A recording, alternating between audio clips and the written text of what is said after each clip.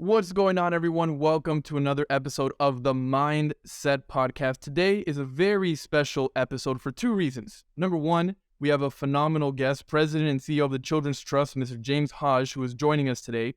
But it also happens to be episode 100.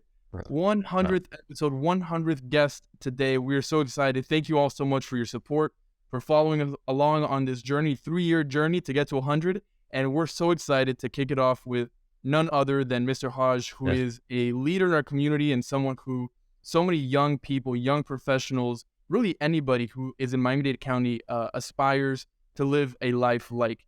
So Mr. Haj, welcome to the Mindset Podcast. We're excited to have you on.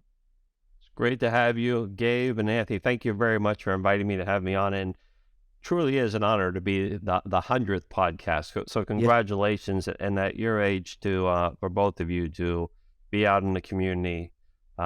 Really to have community leaders of the future is exactly what you're doing now. Getting out there, networking, finding the problems, looking for solutions, and really, again, connecting the dots, connecting people. So congratulations to both of you on the 100th podcast and your trajectory for the future. Yeah, well, thank you so much. And you're, like I mentioned, a great role model for us young people to mirror, right? And to network and to do good by the community that has given us so much, right? So thank you again for joining us. We'll go ahead and get started with our famous warm-up questions here, the first two questions. The first one is, and I think this is such a fitting question for you.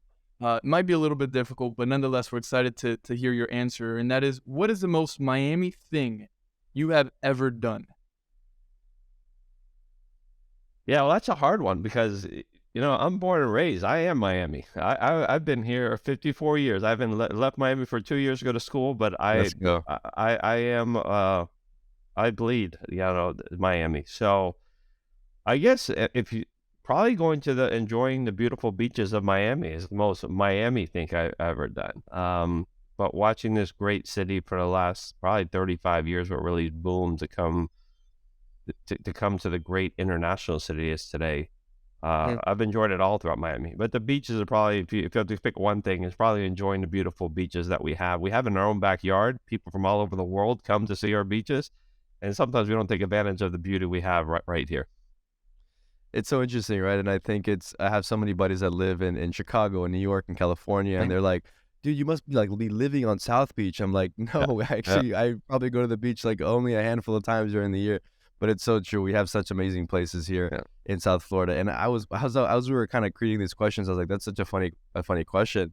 And to me, this past week, actually, my fiance and I was running some errands, and we were out late at night, and we went to Piker's Bakery at like 2 a.m. And I don't think you're Miami until you've gone to Piker's Bakery past midnight. For some reason, the cafecito and the tostada just hits different when it's late at night. But I'd have to say that's the most Miami thing I've done. But the beaches, that's a good one. I don't think we can let that one pass up. Yeah. So our next little question here for our lightning round is also a very hard one. And it is if you could time travel to any era, any generation, any era, which one would you choose and why? That's another one. That's a hard one. I guess, if I had to go back in time, probably wouldn't want to live. I'd like to go back and speak to some people and come back to where I'm at now. But it's really, if I had time back, I've always been fascinated with what Tom Brokaw called the greatest generation. Those people born before 27 who went through the First World War, who went through the Depression, who went through the Second World War. And just how this, just to go back to talk to the leaders at the time, whether it was Churchill, FDR, or just the extraordinary men and women of this country who helped change what this world would have been different if this nation did not come together. And it's really just amazing leaders, an amazing generation. I do think it's tagged exactly right, the greatest generation. But to go back probably in the 40s during the World War II, and how a community and how a nation rallied around with the men going overseas, the women going to the factories, and how we just gelled as one, I think was extraordinary. So that would be the time that I would be fascinated about. Yeah, it's such an interesting time, right? Because we see it in the movies, we read about it a lot, and I can't imagine actually being there and living through that time, even if it was for a Yep. day, a few weeks. Interesting question. I'm going to throw at you. I asked this to one of our previous guests. What do you think one of these uh, great American politicians that helped this country be where it is today? Take, for example, Abraham Lincoln. Um, what do you think if Abraham Lincoln could be alive today? What do you think he Yeah. would say about our country? Would he be Wow. surprised? Would he Yeah. be disappointed? What do you think he would say of where we are? I think if one of the great presidents of the past came back, I think they'd be exceptionally proud of where we've come as a nation. You hear the rhetoric, you hear the stuff on the news, but where we've come from and where we are as a society, um, I think our founding fathers would be exceptionally proud. Yeah, That the struggles that we go through are the struggles of democracy. It's not. They always said democracy is not easy. So to have people who have free speech, and live in a free world, I think it's special, and I think they would be exceptionally proud. I think they'd be shocked at some things, but I yeah, think they'd be exceptionally proud of where we've come and the groundwork and the foresight that they had. My God, to lay the foundation of the beautiful country we live in. yeah. I think they would see a car and say, "What in the Yeah, world is that?" yeah, Or your phone, right? What is this? yeah. A But phone, which people say that has more power than the spaceship that hit the moon. It's just amazing nowadays where we are with technology, and what's amazing is how rapidly it's changing. yeah, Yeah, and when when we think about this kind of stuff, something that comes to mind is, we can at least now can never actually go back in time or go forward in time. So it kind of brings us to that kind of cliche saying that we have to live in the present, and I think that's a beautiful reminder that we can only do as good as we can now, but also learn from our history, right? Our history is our best teacher, and what has happened, what hasn't worked, so we can avoid those things moving forward. But anyway, that was great. I think those two yeah. lightning round warm-up questions were a lot of fun. But now, Mr. Haj, tell us a little bit about your journey that took you to where you are today, President and CEO of the Children's Trust, which is an incredible organization here in Miami-Dade County, and so pivotal into who we are as Floridians and people who live in Miami. You had a very interesting past. I will say, and I have to admit that you almost didn't make the podcast as a guest because I saw you went to FSU, and I'm a Yeah. proud Peter. So I made the exception. I had to make Yeah. the exception. Gabe was telling me, Anthony, we have to do it. We have to do it. Yes. I'm just messing with you, but yeah, you have a very beautiful history, very interesting journey to get to where you got today. So why don't you share with us a little bit of how you got here? Well, I appreciate it. So like I said earlier, I'm born and raised in Miami. Grew up here born in the late '60s. Grew up here in the '70s and '80s in my youth. And Miami isn't the city it is today. Miami back then was somewhat rural. Had wonderful parents who came to this country. Both of my parents are from the Middle East. My father was at a very young age became blind at one, and it really was a lot of people who helped him out to get him to this country. He came to this country, ended up getting his doctorate degree. Lived himself out of poverty. Him and my mother came. They lived in you got two older brothers who do very well in their own right or in their different fields. And we came back I was born here in Miami, and we didn't have much money at the time, but I think as many people say, people who don't have money and grew up, you didn't know any different as a child. I had a wonderful childhood with two loving parents, three brothers, and a very great community. I went through the Dade County public school system, and then I went on to Miami-Dade College, went to Florida State, got my degree in education, came back, started teaching, also then continued to pursue a degree in business. So I went to University of Miami, I received my MBA. And then after that, I went to Nova for postgrad for educational leadership. And I was at a pivot point. I was going to go to finance, the banking industry once I got my MBA. And I really just enjoyed working with children and families and always wanted to lead a school. That was my dream. So I became an assistant principal at a middle school and a high school. Then became a principal in middle school. And then I got my dream job really at that time was to become back the principal of the high school I graduated from. So I returned to Southwest as the principal. It was a a phenomenal school in the middle of Miami in Westchester. Just a great school, great community, but it wasn't living up to its potential. On the school grades, it was a C, it dropped to a D. Everybody was concerned it was going to stay a D or a C. And, it was the mindset of why should it not be an A? Why should it not be the highest performing school in the district? So it took a lot of work, build a phenomenal team, and we changed it. We went in and we were the highest performing school. We became an A, and not only we weren't a one-hit wonder, we hit the A and we sustained the A and delivered excellence, started driving the rigorous curriculum, the AP courses, the gifted programs, athletics activities, so the students have a well-rounded experience. And it was great. And in 2011, I got a tap to go down to the district office where I was working in labor relations, and was there a couple of years. And then I came to the central region for a year, and in the south region where I oversaw the schools and the principals. So they reported to me. So we had 100 schools in the central, 100 schools in the south. And then I was tapped to go back downtown to be the assistant superintendent and chief negotiator for all the labor unions and oversee compensation. And Miami-Dade County Public Schools has the second large employer group besides the state itself. So working with 5 labor unions, it was difficult work, but rewarding work. I learned a great deal. And then the trust opened, and it was someone sent me an email regarding it. There were some conversations before. I didn't think much about it. I actually deleted the job description. I deleted it. I went, and like a week later, I was thinking about it. So let me look at that. And I applied, and didn't know much about the trust. As a principal, we had a Health Connect school, the clinic in the school, so I knew about them from the outside. And there was about, I think, 120 people had applied, and got down to 15 very qualified people, and it worked its way through. And I ended up having the honor and the privilege of leading the trust, and I have a 33-member board that's built in statute, with all the mayor's seat, superintendent, university presidents. The governor has 7 seats.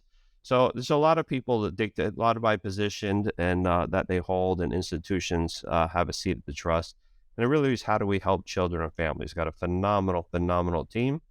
And we do some amazing work to help children and families, because if we really, we talk about, you're going to pay for children one way or the other. You can do it smart and do it on the front end and do it early, which is fiscally responsible and also socially and morally responsible to take care of your children, or you're going to pay for it in the back end with different types of costs to society on the back end. So we have done an amazing job, and we're celebrating now our 20-year anniversary, the Children's Trust. We've had this campaign this year. And if you really look at the data trends in this community where they've gone to 20 years, they are all significantly trending in the right direction. So very, very proud of the trust, very proud of the accomplishments, and love being in Miami. I tell people all the time, Miami sometimes nationally or throughout the state get a bad rap, but we are a phenomenal community. We are a giving community. We are a loving community. We are a very diverse community, and the rest of the United States will look like us in 20 or 30 years. So if we do it right here, we set the roadmap for everybody else. Absolutely, James. And as I was listening to your story, I couldn't help but realize that you share this trait with so many of our guests that we've had on the past, and that's the ability to lean into a passion, to take a risk, even if it doesn't look so straight and narrow. You got your MBA, you're gonna go into finance. That may have looked a little bit more stable. It may have looked a little bit more, traditional, if you will, but you decided to lean into your passion with helping children. Then you went to become an administrative in the Miami-Dade public school system. And I think that's so interesting, right? Because I feel like a lot of people listening to this podcast, people like us that maybe are graduating from high school, from college, going into post-grad, they're like, okay, what do I do? Do I take the easy route? Do I go into, if I studied finance, do I go get a baking job? But they might have a passion in photography, right? Or in art.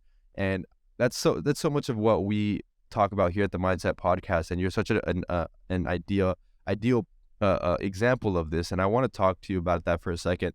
And what advice would you give to someone in our position, right? Maybe 20 years ago, 40 years ago, whenever you were making that decision of going out and, okay, I have in my MBA, what's next? Like, what was going through your mind? What advice would you give someone in that position to really go out and take that risk?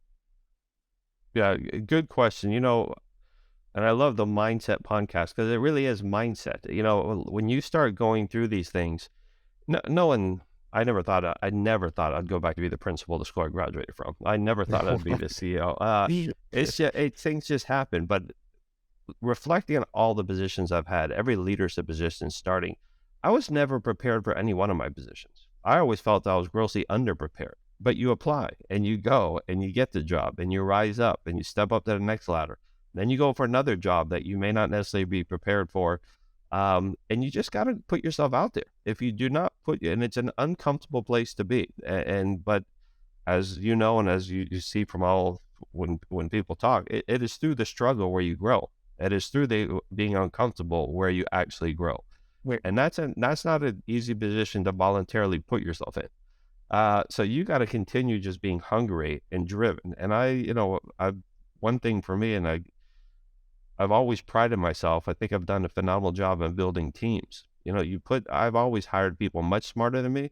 And the trait that I try to find is give me someone who's hungry. Give me someone who's driven, and give it everything else you can teach. Give me someone who's hungry, who has some common sense, and the rest of it you can teach. But it really is that hunger, that drive to get to the next level. That, it's not, everything's not given to you. You have to go and get it. And that's what separates people apart, I think. I didn't mention when I got my first job, I could not become an assistant principal in this community, just because at the time, the demand was huge and a job open and 300 people would apply for it and it would be hard. But I wanted it. So, I went and I worked for free. I went all summer. I volunteered. I told them I'll work all day, 8 hours a day, for 6 weeks in the summer. And after school for that whole year, whatever I can volunteer, whatever I didn't have the experience, I went and put myself out there. And I think people see that. And that's how I got my first job, is that, that I volunteered, the numbers came up in the school, they're adding another assistant principal, and they gave it to me. But it really is going after what you want. And again, it's uncomfortable, but especially this younger generation that you're coming up, just want to remind you, just go for it. Do not let anyone box you in. Do not let anyone put a ceiling on you. Do not everyone tell you what you think you should do. Right. You have your gut. Go with your gut. And at the young age, if there's any time to make mistakes, it is now. Go out there and just do it. And, even mistakes aren't mistakes. You learn from things that you do wrong. So I just encourage you to stay passionate, stay hungry, and make a difference. And most importantly, too, what I found, stay true to yourself and your moral compass and your integrity. That's the key too. Stay hungry, but stay true to who you are. I love it. Because what you're explaining is you were scrappy. You were kind of like, hey, jump into the pool and I'll figure out how to swim later. Like, let's just go, And I love that mindset. But I have to come back and ask you some more about how you were able to transform with your team Southwest High School from being a C/D school to an A school. Because I can imagine it's more of a shift of mindset, of an environment, more than actual curriculum. And correct me if I'm wrong, but I really want to pick your mind. And how did you do that? How long did it take? What kind of things did you have to do to change a D school to an A school and keep it consistent with A? Yeah, that was probably the hardest time, the most I've ever worked, putting 16-hour days, 17-hour days, for a very long period of time. And it is a mindset. My first staff meeting, it's the same kids have been coming through that door in that community for the last 65 years. The kids don't change. Right. So it really was, how do you have the adults change their mindset? How it's all about expectations to the kids. As you know, kids will run through the wall for you if they know that you care for them. So how do you let the kids know, the student body know that you care for them? We're going to push you. We're going to push a rigorous curriculum. We're going to get you well rounded. We expect discipline. We expect punctuality, attendance, respect. And to create that culture takes forever. And you'll never get there. It takes years and years and years. And one of my other, probably, getting to the A was a very proud moment. But another proud moment is the year I left, we had a huge amount of I think we had the largest number of students with disabilities in our school, in the district, and we had the largest number of ESOL students in our school. And with those, we still hit the A. But they also, going back to the culture, at homecoming, the king and the queen, which was elected by the student body, were two students who were intellectually disabled. So to have a student body, to create a climate of care, of love, of helping each other out, where the students that were the Best Buddies program, all this, they all walked around during lunch, hung out, and to create that type of environment, that probably made me prouder than receiving the A. But really demanding things from the teachers and holding people accountable, and what you measure gets done is looking at data, and creating also with the student mindset that, we put rules in that are now district rules, that if you had 10 or more absences, you cannot I don't want you to wear a school uniform. You're not playing a sport.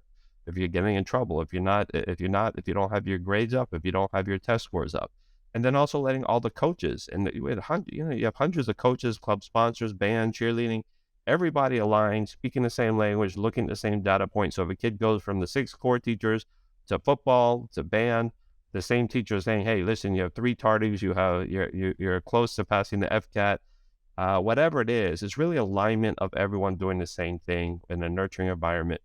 There's a lot to it, but it was really a struggle. But I think through the struggle, it's probably, if you look at the team that year, or about when we hit the A, people still remember it's 20 years later, and we're still talking about it. Because when you go through hard times with people and you fight very hard with people to push things, it builds a bond. So the teachers, the crew there, South was a very special place. But it's leadership, and as you know too, you met a lot of people. You can't do it by yourself. So as a leader, you got to build a team.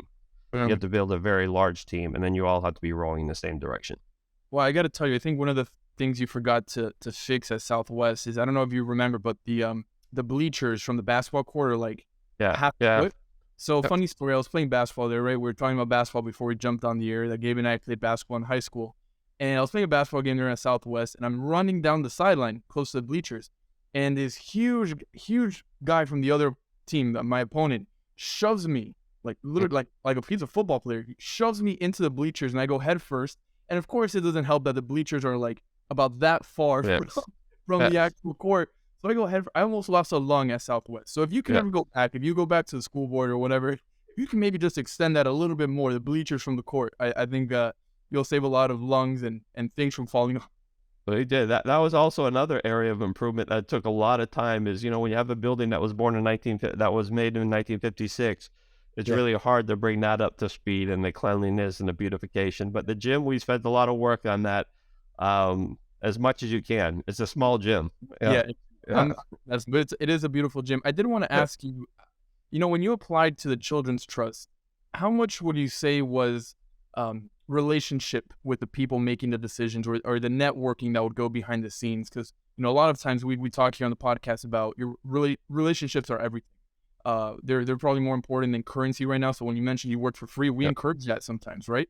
Hey, as young people that we are now, don't worry about the money so much. Really work for free. Get your name out there, like you were, like, scrappy. So I'm curious to know, if in such a important position as the one you have, how much throughout the application process was just you knowing the people really well who were making the decisions? Yeah, so that's the scary part of that job in my life, is because at the school system, even though it's 40,000 people, I knew everybody, and I knew where to go, and I knew the players, and I knew how to get things done. I knew no one at the trust. I knew no one on the board. I knew no one who worked internally at the trust. I didn't know a thing at the trust. So this was just a blind leap of faith. So when I remember walking into my first interview and just shaking hands, and part of the trust, we are a government agency. Everything's public. So the interview is public. So there's like an audience that is watching the interviews, and there are so many people in the room. Wow. So I'm shaking hands, and I don't know who I'm shaking hands with. So I'm just shaking hands with all kinds. I was shaking hands with the secretary. I didn't know she was on the board, but finally, when everyone got seated, I figured out the 12 people around, and then it has to still go back to a 33-member board. So I do thank the board, because and that's why I also, I've had this conversation about many different jobs that have opened up throughout this community, is I think you got to trust the process of interviewing. The board was, I think, bright enough, well, maybe not bright because they selected me, but that's it. They're bright enough to keep the process open and not pigeonhole or say, I want this, I want that. Because I think some people did there was like 1, 2, or 3, and it wasn't me, but there were some top 2 or 3 or 4 players.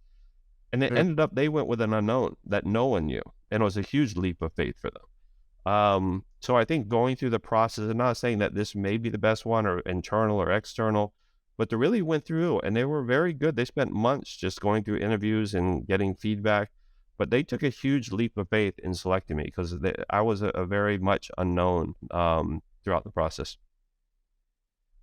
Yeah, that's so interesting, and I couldn't help but think about this movie while you're talking. I recently watched The Internship. I'm not sure if you guys have watched that.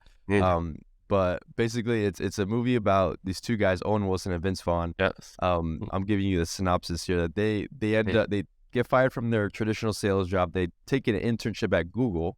These old heads that probably have no business in a technology company, and they're in their internship, and obviously everyone else there are probably recent college graduates. And one of the characters that comes up to them, kind of like, you know, what you're saying, like just shaking hands with everybody. This guy's like, hey, like these guys seem important because to him, he thought, oh, these guys are much older. These guys are he's probably a manager, you know, some sort of supervisor here at Google. Let me get to know him. And it's kind of interesting, and it's funny because, you know, as he starts to talk to them and he realizes that they're interns just like him, he's like, oh, I just wasted my time, you know, talking to you, and you're not anybody important. Let me go find someone else that's more important.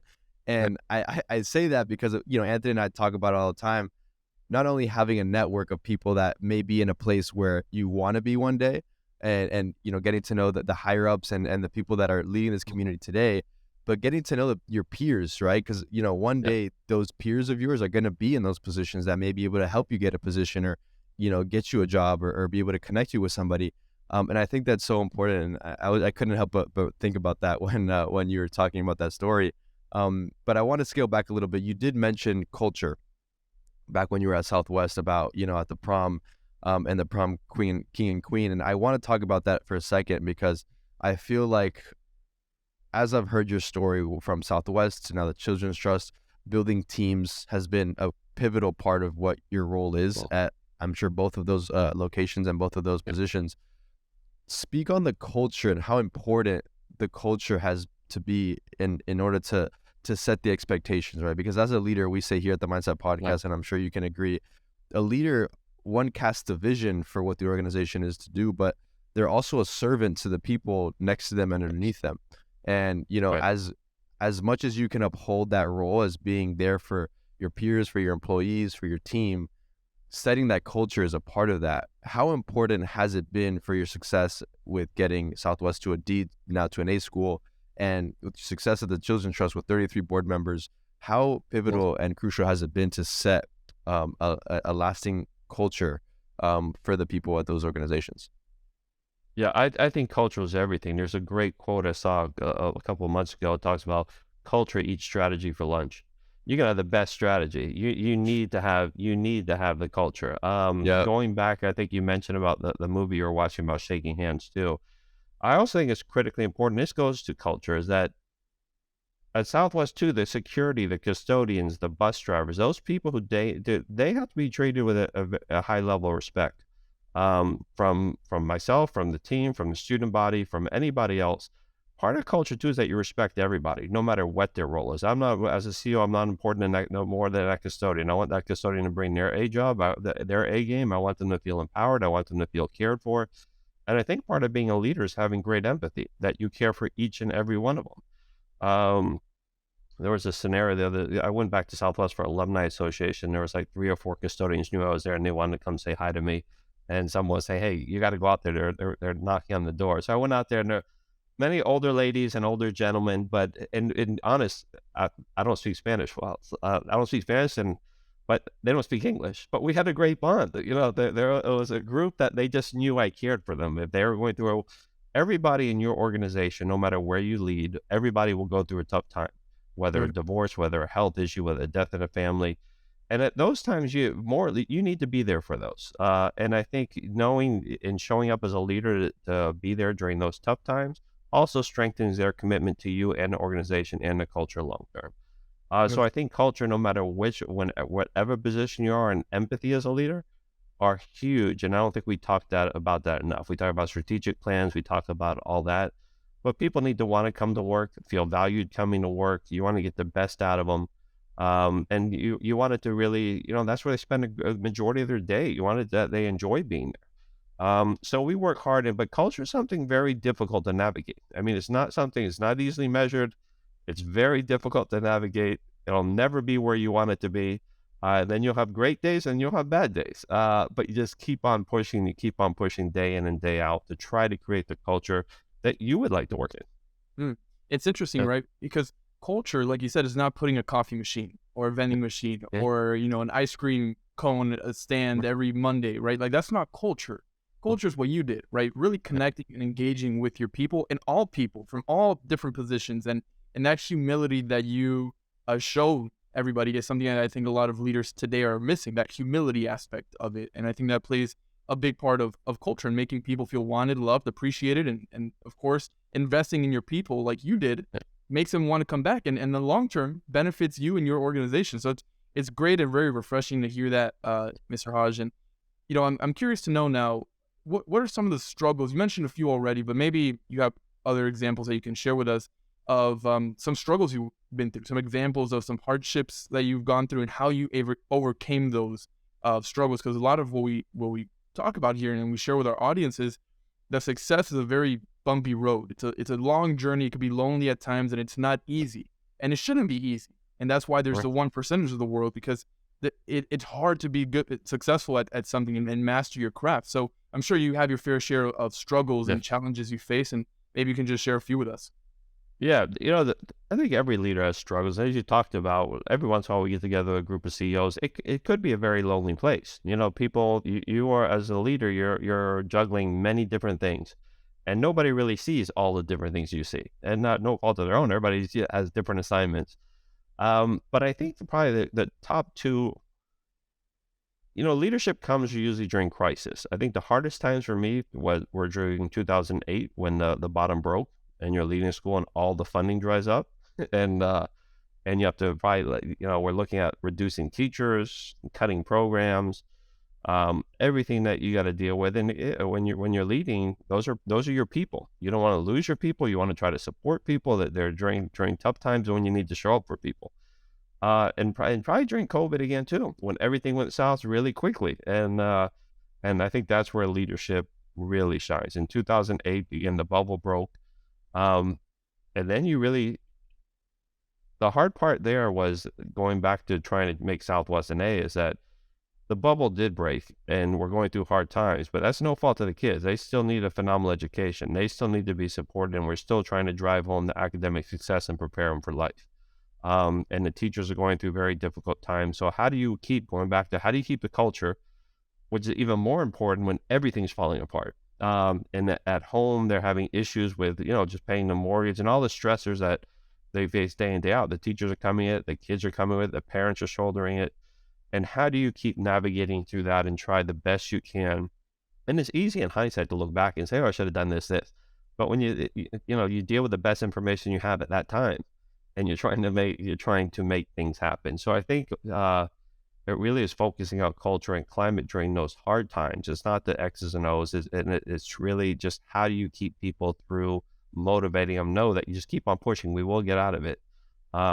But during that time, I'm pleased to say that's when we started the upswing to an A. Even during the toughest times, that's when people stepped up. So I'm very proud of that accomplishment. And then when COVID hit, I mean, COVID kind of, from one day to the next, the nice thing with the trust is that we laid a lot of work in infrastructure and technology. The day COVID hit, it was funny, 2 weeks before COVID happened, my phone on my desk was the last one out. We went to Teams before COVID, and I was screaming because I liked my phone at my desk, but the phone left. But when COVID hit, we literally just took our laptops and everybody walked away. But during COVID is also when this community, when families and parents were struggling, when the basic necessities of baby food, diapers, food for the table, the mental health issues, the isolation, and all that starts coming. And, as the trust, that's what we're here for. We're here to serve the community, especially during those difficult times. So I think we showed up phenomenally well. I think going back to both those instances, during a crisis, there's also opportunity. I think we came out stronger and after 2008, and I think the trust came out phenomenally stronger, and even seen the community in a much better light after COVID. So every crisis has an opportunity to shine and has a silver lining somewhere in there. And if you can take advantage of it and navigate it right, and you can weather the storm, you will come out stronger. And I think that was really kind of the vision, is how do we get through this? There are some things too that work in your benefit. There are sometimes sacred cows you can't touch, but during a crisis you can touch it. So things that you may want to get done. You get done during a crisis, and then you just really set your organization up for great success as you come out. Yeah, Mr. Haj, I think you said it best, where it's easy to lead people when everyone's rooting for you, right? When the team is winning, it's easy to lead people, but when shit hits the fan, for lack of a better word, those are the times that you need people like yourself to step up, to lead the crowd and to be the example, right? And I'm a firm believer that leaders go first, and that, you know, you're the ones that we need to set the example, and we need to be the ones setting what it looks like for the people underneath us, aside from us, above from us, to be able to go and follow us. So I think that's so important. And as we wrap up here, I wanted to ask you this question, and I feel like you've already, you know, been kind of, you know, writing your story on this, and your legacy has already been writing itself, especially with all the work that you've done at Southwest, and I can't imagine all the work that you've been doing now with the trust. But what is the legacy that you would like to leave behind? You know, when everything's all said and done, when you're long gone, when your kids are talking about you, when your grandkids are talking about you, what legacy do you want them to remember you by, and what do you want to leave behind for the next generations to come? Yeah, that's a great question, because you know, I think we all think about the next steps and where we're going to be and what do we want to leave behind. I think it's a couple of things. One is, again, I've always prided myself. I never said I'm the smartest person in the room. I've always prided myself surrounding people if I'm building teams. Even at Southwest, one reason we had great success at Southwest and all the organizations I led throughout the school system was, I think one of my strengths, I can identify talent pretty well. So to get people in, and then also just to promote them, not try to keep them down. You want them to leave you. You want them to go out there and shine. And the more you get that, it became greater success. And then more talent when they come to me, because they heard that I would develop them. So people were getting out there, and I was getting an influx of people who had great talent. And I think the greatest pride, the biggest feather in my hat, is people to go out from me and go out and do great things. So building talent, building teams, and building the next generation, I think is the something I'd like to be remembered by. I also like to be remembered, and I try my best, and we all have our days, is that you treat people well. You always treat people well. That, you know, everybody has their tough days, and when, you know, during employees, and sometimes employees have the tough days, but really trying to peel back that layer is, why are they hurting inside? Is there something going on at home? How can I help you? How can we help you develop? There's no gotcha. It's really, how do you get the best out of people? How do you maximize people's talent, minimize their weaknesses, and build a team that offset one another? So it's really kind of building team, taking care of people, and how you treat people at all levels. Not because you want something from somebody, but again, the person who cleans the floor, the crossing guard, whoever it is. And I try to instill that in our kids, that, you know, you need to treat everybody with a great deal of respect. Don't have to agree with everybody, but you got to treat everybody with respect. But I do think, just going back, I mean, with the two of you and your future, you know, leadership is great, and I think people, going back to how we started off, just need to be hungry, go out and try. One thing is reading leadership, and one thing is getting the strategy, which is huge. And I think we've all been to leadership summits and classes, and I think that's great, and it's a good part of it. But some of it, the best part of leadership is when you fail. I mean, you learn. What I've learned the most is the times that I've been knocked down, and how do you get back up, and how do you go through it? So keep on. And if you hit a roadblock, figure out a way around it. If you get knocked down again, figure a way around it. Life will go on. You just do the best, and just stay hungry. Again, stay true to your course. You don't have to have success on someone else's account. You can elevate everybody throughout the process as well. Mic drop. Boom. There we have it. Yeah. So many, you know, incredible nuggets of wisdom that you share with us in these, you know, almost 40 minutes. We're so thankful for your time. We're so thankful and honored to have you as our 100th episode. And I think this was a fantastic podcast where we got to know a little bit about you and what your story looks like, and how you were able to accomplish so many great things in such a short amount of time. And we know that this is just a beginning for you. We're Gabe and I, and all of us here at the Mindset Podcast, we're rooting for you, your success, what's next for you. I'm sure you have a lot of great things ahead of you. And like we always like to say, now you are part of the Mindset family, and we hope to see you around. For those of you who might want to stay in touch with you or reach out to you, or maybe folks who are interested in the Children's Trust, what's the best way to reach out to you? Yeah, it's easy. I mean, just the Trust website, our social media.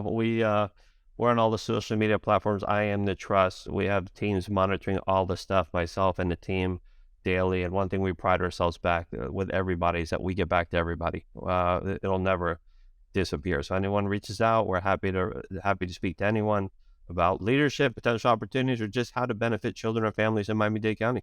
Absolutely. Well, thank you so much Yep. again for the great work that you're doing, and thank you for joining the Mindset Podcast. Thank you, gentlemen. Exceptionally proud of both of you. Keep up the great work.